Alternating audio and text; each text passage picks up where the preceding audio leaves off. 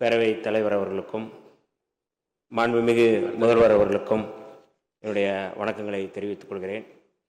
மக்களின் உணர்வுகளை எதிரொலிக்கும் எதிர்க்கட்சி தலைவர் அவர்களுக்கும் என்னுடைய வணக்கங்களை தெரிவித்துக் கொள்கின்றேன்.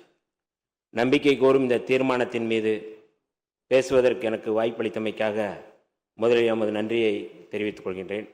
இந்த அவையிலே பங்கெடுத்திருக்கின்ற அத்தனை சட்டமன்ற உறுப்பினர்கள், அமைச்சர் பெருமக்கள் அத்தனை பேருக்கும் என்னுடைய வணக்கங்களை தெரிவித்துக் கொள்கிறேன். இதுவரை மக்கள் மன்றத்தில் போராடி வந்த என்னை சட்டமன்றத்தில் களமாட வாய்ப்பளித்த எமது தலைவர் எழுச்சி தமிழர் தொல்காப்பியன் திருமாவளவன் அவர்களுக்கு இந்த அவையில் நன்றியை தெரிவித்துக் கொள்கிறேன்.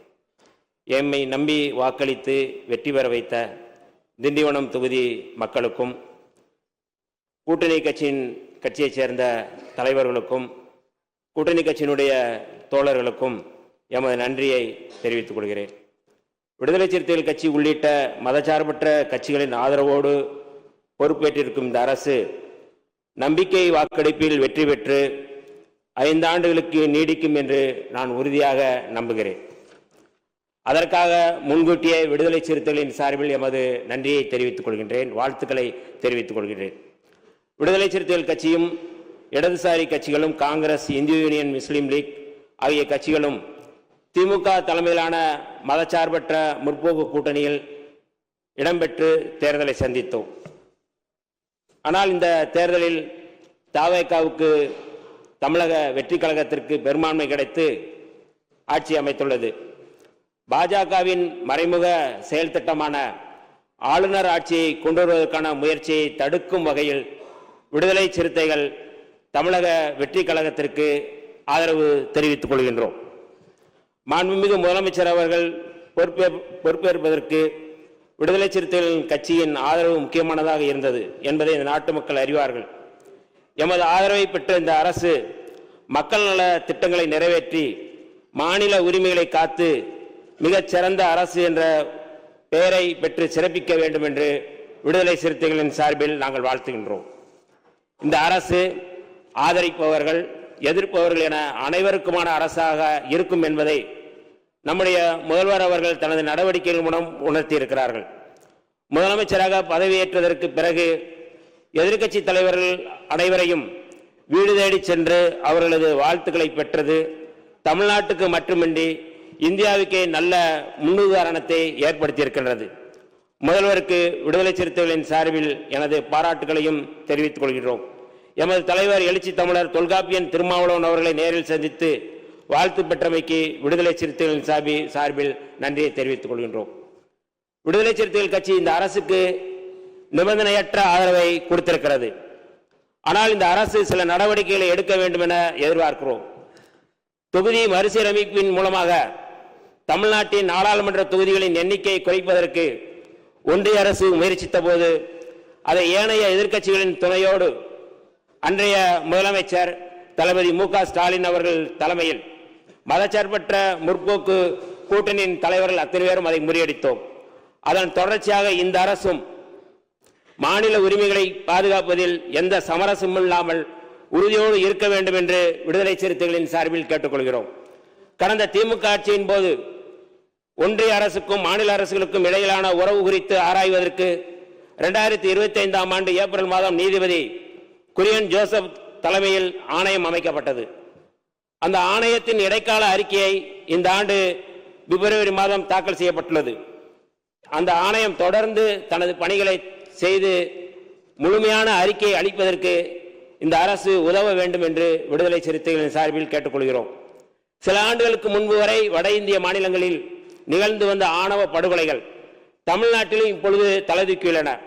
அதை தடுத்து நிறுத்துவதற்கு சிறப்பு சட்டம் ஒன்றை இயற்ற வேண்டும் என்று வலியுறுத்தி விடுதலை சிறுத்தைகள் கட்சியும் இடதுசாரி கட்சிகளும் பல போராட்டங்களை முன்னெடுத்தோம். அதன் அடிப்படையில் கடந்த திராவிட முன்னேற்ற அரசு முன்னாள் முதல்வர் மரியாதைக்குரிய மு.க. ஸ்டாலின் அவர்கள் ஓய்வு பெற்ற நீதிபதி கே.என். பாட்ஷா தலைமையில் ஆணையம் ஒன்றை அமைத்தார்.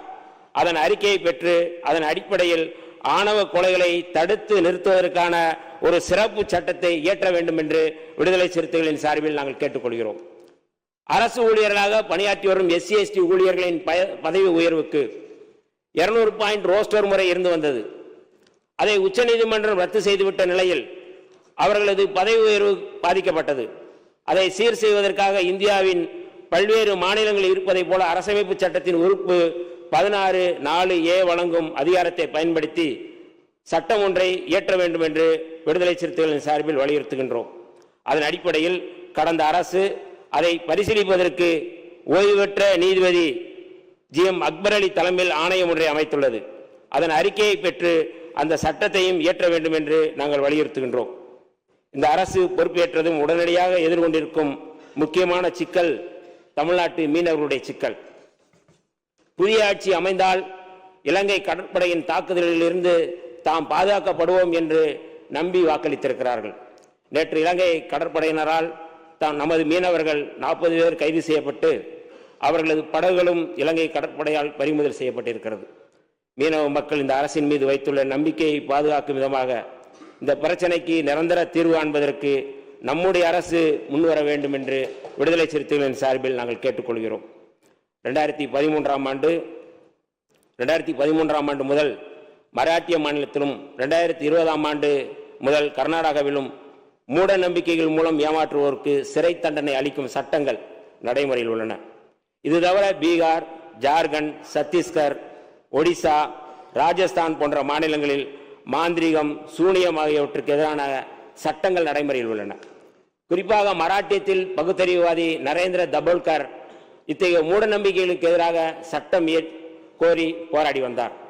சனாதன் சன்ஸ்தா என்னும் பயங்கரவாத அமைப்பைச் சேர்ந்த சனாதன பயங்கரவாதிகள் 2013ஆம் ஆண்டு ஆகஸ்ட் 13ஆம் தேதி புனே நகரில் பகுத்தறிவுவாதி நரேந்திர தபோல்கரை உறுப்பினர். இந்த படுகொலையை தொடர்ந்து 2015 பிப்ரவரியில் இடதுசாரி எழுத்தாளர் கோவிந்த் பன்சாரே, அதே ஆண்டு ஆகஸ்டில் கன்னட எழுத்தாளரும் கன்னட பல்கலைக்கழகத்தின் முன்னாள் துணைவேந்தருமான MM கல்புரிக்கு 2017 செப்டம்பரில் பத்திரிகையாளர் கௌரி லங்கேஷ் ஆகியோரை மானிய கோரிக்கைகள் தான் வருகிறது.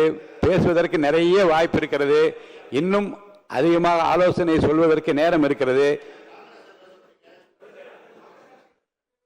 இன்று நாம் அனுபவிக்கும் ஒவ்வொரு உரிமைகளும் சமூக முன்னேற்றமும் பல தலைவர்கள், அறிஞர்கள், கள செயற்பாட்டர்களின் ஈடில்லா தியாகத்தால் தான் கிடைத்துள்ளன.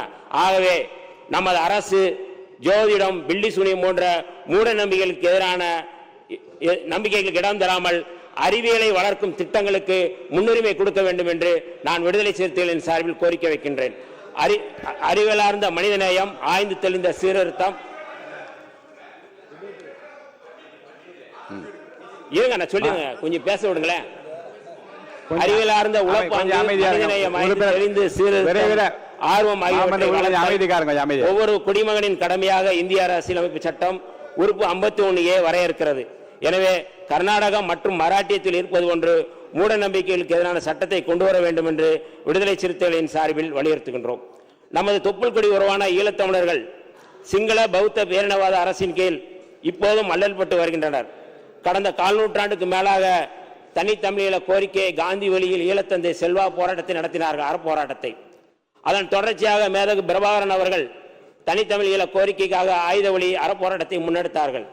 2009ஆம் ஆண்டு மே மாதத்தில் முள்ளிவாய்க்காலில் எமது தமிழ் தேசிய இனத்தின் வீரஞ்செறிந்த போராட்டத்தை இந்திய அரசின் உதவியோடு இனப்படுகொலையை நடத்தி உலக நாடுகள் முடக்கின. ஈழத்தமிழர் விடுதலைக்கு தீர்வு காண இந்திய அரசு இலங்கை அரசுடன் போட்ட ஒப்பந்தம் நிறைவேற்றப்படாமல் உள்ளது. இந்த சூழலில் நமது அரசு ஈழத்தமிழர் வழியை உணர்ந்து ஈழத்தமிழர்கள் தம்மைத்தாமே ஆட்சி செய்து கொள்ளும் உரிமையை, அதாவது தனித்தமிழ் ஈழத்தை மீட்டு தருவதற்கு தமிழ்நாடு அரசு முன்முயற்சி மேற்கொள்ள வேண்டும் என்று விடுதலை சிறுத்தைகளின் சார்பில் கேட்டுக்கொள்கிறோம். அது மட்டுமல்லாது தமிழின படுகொலை நடைபெற்ற மே 18 சர்வதேச இனப்படுகொலை தினம் உலக தமிழர்கள் முன்னெடுத்து வருகின்றனர்.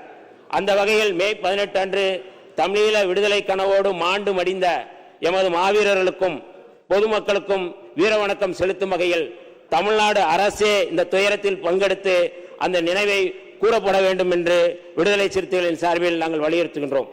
தமிழ்நாட்டில் தஞ்சமடைந்த ஈழத்தமிழ் அகதிகளுக்கு கடந்த ஆட்சியின் போது நிரந்தர வீடுகள் கட்டித்தரப்பட்டன.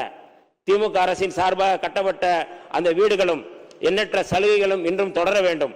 அவர்கள் இந்திய குடியுரிமை வேண்டும் என்பதை முதன்மையாக கோருகின்றனர். ஒன்றிய அரசிடம் வலியுறுத்தி தமிழ்நாட்டில் உள்ள ஏதிலிகளின் முகாம்களில் தங்கியிருக்கும் ஈழத்தமிழர்கள் அனைவருக்கும் இந்திய குடியுரிமை பெற்று தருவதற்கு நமது அரசு நடவடிக்கை எடுக்க வேண்டும் என்று விடுதலை சிறுத்தைகளின் சார்பில் கோரிக்கை வைக்கின்றோம். இந்த நம்பிக்கை வாக்கெடுப்பில் வெற்றி பெறப்போகும் நமது முதலமைச்சர் அவர்கள் கல்வி, சுகாதாரம், தொழில் வளர்ச்சி ஆகியவற்றில் முதலிடம் வகிக்கும் தமிழ்நாட்டை பிற துறைகளிலும் முதலிடம் வகிக்கும் மாநிலமாக மாற்ற வேண்டும். கடந்த திராவிட மாடல் அரசு, திமுக அரசு முன்வைத்த காலை சிற்றுண்டி திட்டம், மகளிருக்கான உரிமை திட்டம், நான் முதல்வன் திட்டம், தமிழ் புதல்வன் திட்டம் இந்த ஆட்சியிலும் தொடர வேண்டும் என்று விடுதலை சிறுத்தைகளின் சார்பில் நாங்கள் கோரிக்கை வைக்கின்றோம். அதேபோல நம்முடைய அரசு சிங்கப்பெண் படை, போதைப்பொருள் தடுப்பு படை, மதுக்கடைகள் மூடல், அதாவது பேருந்து நிலையங்கள், பள்ளிகள், வழிபாட்டு தலங்கள், இந்த பகுதியில் இருக்கின்ற மதுக்கடைகள் மூடல், இந்த 3 முக்கியமான முன்னெடுப்பை விடுதலை சிறுத்தைகளின் சார்பில் நாங்கள் வரவேற்கின்றோம். 2 யூனிட் மின்சாரம் 5 ஆண்டுகளும் தொடர வேண்டும் என்றும் விடுதலை சிறுத்தைகளின் சார்பில் நாங்கள் கோரிக்கை வைக்கின்றோம். 1946ஆம் ஆண்டு டிசம்பர் 17ஆம் தேதி அரசமைப்பு சட்ட அவையில் புரட்சியாளர் அம்பேத்கர் தனது முதல் உரையை இந்த வரிகளோடு முடித்திருப்பார். இந்த அவையை தமக்கு அளிக்கப்பட்டுள்ள இறையாண்மை மிக்க அதிகாரத்தை அறிவார்ந்த முறையில் பயன்படுத்தும் என்பதை நாம் நமது நடத்தையின் மூலம் நிரூபிப்போம். அதன் மூலமாக நாட்டின் அனைத்து தரப்பினரையும் நம்மோடு அழைத்து செல்ல முடியும். ஒற்றுமை எட்டுவதற்கு இதை தவிர வேற வழி இல்லை. நன்றி, வணக்கம். தமிழ் வாழ்க, ஈழம் வெல்க, தந்தை பெரியார் வாழ்க, புரட்சியாளர் அம்பேத்கர் வாழ்க, எழுச்சி தமிழர் வாழ்க. நன்றி, வணக்கம். மாண்புமிகு